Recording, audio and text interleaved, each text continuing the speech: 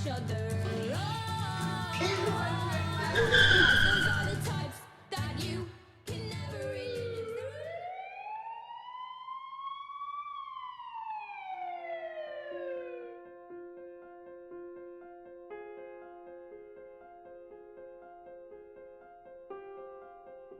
On the 17th of April, I was cooking dinner. I was in the kitchen. I was cooking dinner. I was doing roast dinner, roast pork, and cooking for the kids as usual. And I got a phone call from my sister-in-law, Catherine, and she said that one of my other sister-in-law was in a car accident with the nieces and nephews, and did I know anything about it? And I hadn't heard anything about an accident, so I was shocked and surprised, but I didn't know any more. And then I got a call later from, not too long later, from a family friend who's also was a guard, and he rang me to say that my daughter Martha was in a car accident with the sister-in-law, Norma. And I said no, couldn't be her, because she had gone to Tala on the bus. So she was, and she had rang me actually when she was at the bus stop, and I said no, she's on the way home. And I just didn't believe him, really. I didn't believe it could be possible, because it just didn't seem logical. I knew she'd been at a bus stop. She'd phoned me just before. So Martin arrived with his wife, and they told me that it was Martha, and they said they were going to bring me to Naas Hospital. So I was in shock when they said, no, it is Martha that's in the hospital. Anne was very quiet in the car, and she kept putting her hand behind and holding my hand. And I was saying to myself, you know, no, she's just broken her leg or something, you know, she's really going to milk this now, you know, looking for chocolates and Lucasade, because she'll have broken her leg, you know. But Martin was being very quiet as well. He was talking, but not really, I wasn't really taking it all in. So we got to the hospital. It was only 15 minutes away. And when we went in, I was brought straight into a room at the side of A&E. And then the next minute, a priest came in. So once I saw a priest, I just knew that it was awful news. And I couldn't believe it. And I was there. The priest came in, and another guard came in as well. But the priest just kind of sat there looking at me. And then I was told that Martha had died in the accident, and I just screamed. I just lost my head and screamed, and I wanted to see her, and they wouldn't let me go and see her.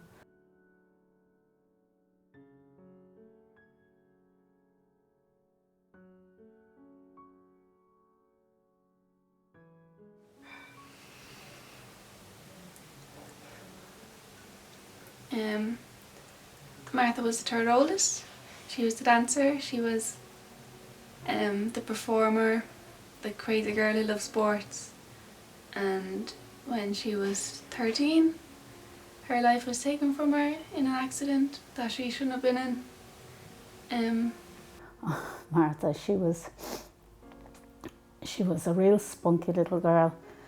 She was full of life. She was really energetic, really sporty. She was actually quite different to the rest of the kids, as if she knew she was only going to have a short life, because she lived her life to the absolute max. One time she decided to run away from home, and she got a pillowcase and filled it with all her favourite magazines, which was The Little Mermaid, and she went up the forest. That's all she brought with her. And she came back about half an hour later. That was as far as she got, running away from home. There were too many kids in the car, so she had no seatbelt on her. And they were coming around a bad bend. The car lost control. I think it was pretty much instant death.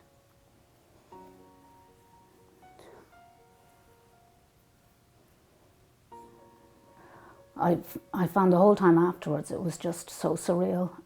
I lost a lot of weight. I found it hard to function. I kept seeing people on the street that I thought looked like her. I kept saying, that's Martha, because they just looked like her from behind. So I could be fine one minute, and then the next minute I just would collapse in tears. I still feel the pain of missing her, because I have no memories to remember. So I only feel what I think I know of her, which isn't a lot.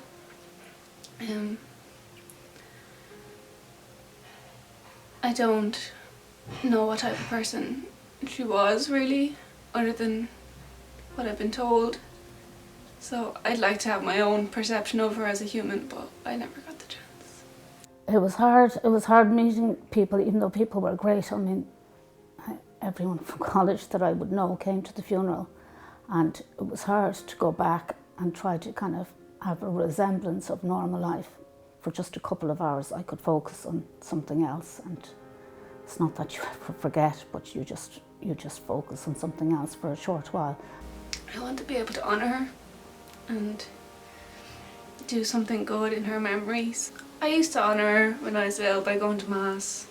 It used to be forced upon me mainly by my father, that if we wanted to remember her, or to remember her properly, was the only way we could do that was go to Mass or go to the grave, and that was the only time that you were allowed to be sad. That you have to be strong all the time. He didn't get the chance to turn 14, so when I was 13, it had been on my mind that I was going to pass her out, and it was surreal because she wasn't 1 above me, she wasn't 2 above me, but she was 5 above me. So she was always far older than me. So for me to pass the age that she got to was just really hard. And at the time I don't think I thought about it a lot. But then as I got older, it made me think of everything that I like that she would have missed. Just simple things like getting your first kiss.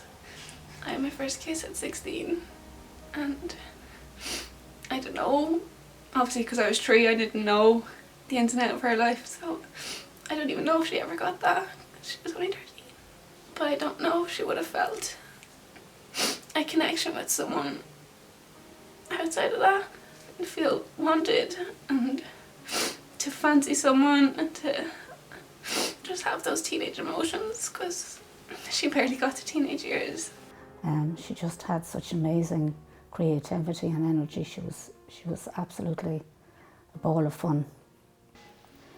She was a spitfire. I remember her, as if time hasn't passed, as a 13-year-old.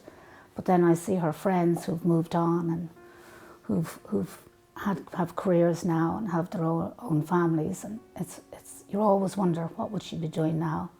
It had an enormous effect,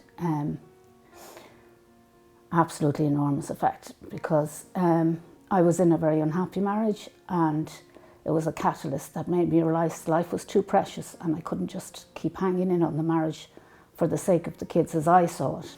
The impact still goes on because of how the family took the news, and if anyone else got that news, I don't know how their family would react, but that's how it turned out here. It's hard now, particularly as some of the girls are now starting to have children of their own, to think that she's not part of the group. So we always remember her at gatherings and telling stories about her and the mischief she'd get up to. That's the hardest time, when she's just always missing there. So just there's always little things that trigger it and that make you remember her. But you know, she was a happy girl, and that's at least, you know, good to know that she was very happy in her short life, and that helps. But there's always a hole in the family. Oh, Catherine was very artistic. She, from a very early age, you know, she was great at drawing, really artistic, really creative, but she was a very sensitive soul, very, very sensitive. She was an excellent student. Unfortunately, also, she was a perfectionist, so she was always striving for top marks and never felt she was good enough. She started getting bullied in school, mainly over issues, I think, with boys. After the bullying, she suffered very badly from it and started getting depressed. So she had to actually go and attend a psychiatrist. She went to John of God's, and she attended there for 2 years and was doing quite well. She took her out of the school and sent her to school in Dublin. She chose to do advertising design. In Luton, she had picked out that particular course. She even got an academic scholarship to go there as well. Absolutely loved the course, had great friends, really enjoyed her time there. Catherine was Mum's pet. They did everything together. Mum used to do a lot for Catherine. She used to bring her to music all the time. And if Catherine wanted to do something new, like drums or skateboarding or something strange, Mum would be there to help her. I brought her to everywhere I could possibly bring her to help her, but she just had this dark cloud over her and couldn't pull herself out of it. She stopped taking her medication, unfortunately. Mum knew that Catherine was soft, softer than the rest of us. So I think she took extra care of her. She had her ticket to go back to Luton for her final year, so I thought things would be fine. But when we walked in, we noticed that her phone was on the table and she never ever let her phone out of her hand, so we knew that something was wrong. Walked in and we were only in the house about 5 minutes and we couldn't find her. We couldn't find her. For some reason, unknown to myself, I said I'd check the garage. So I did. And she was hanging there.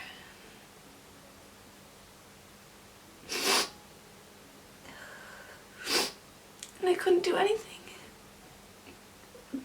I froze for a minute and I just saw her hanging there. She had taken her life. So I actually couldn't believe it. I was so angry. I was so upset. I was so angry. I couldn't believe it. I couldn't believe that she could do it because she knew the pain that we had all gone through over Martha. I always felt that losing a child would be the hardest thing, but to lose two, and particularly in the way that we've lost Catherine, is just, it's an impossible rip in your heart that can never be healed. I wanted to go back to school after. I pushed to go back as soon as Mum would let me. I wanted to just not accept anything had happened. All you have is everyone being like, either staying clear of you because they don't know what to say, or coming up to you because they think you want comfort but you don't want to talk about it. Answers. It was very hard, and it still is very hard to go on without her. Happened, I didn't accept it. And if someone spoke about it, I left the room. Oh, I just asked them to stop. So I didn't want to talk about it. I didn't want to think about it. I didn't want to know it was real. As I say, I have a hole in my heart from the other two being gone, but there are still 7 beautiful children left in this world. I think all you can do is cope until it gets easier, and then you continue on your own path, but you bring them with you. And now I have 4 grandchildren, which are the apple of my eye. So life does go on, and has to go on. And travel the world and do some things that they didn't get the chance to do. So my future is to visit my children wherever they may be scattered around the world, and spend time with my grandchildren and travel and do all the things that I should have done when I was younger.